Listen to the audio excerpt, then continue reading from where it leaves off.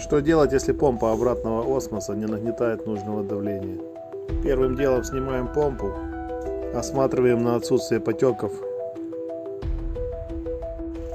разбираем саму помпу, осматриваем на наличие трещин, повреждений. В моем случае проблема крылась в резиновых мембранах.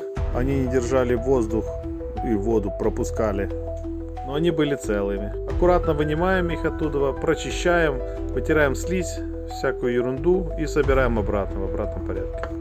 Еще стоит проверить о-ринг. Он обычно может или трескаться, или пересыхать. Если он целый, то оставляем. Если испорчен, то замена. В моем случае проблема была только в резиновых мембранах. Снял, почистил, собрал, и давление поднялось. Все нормально. Ставьте лайк, если кому помогло. Спасибо.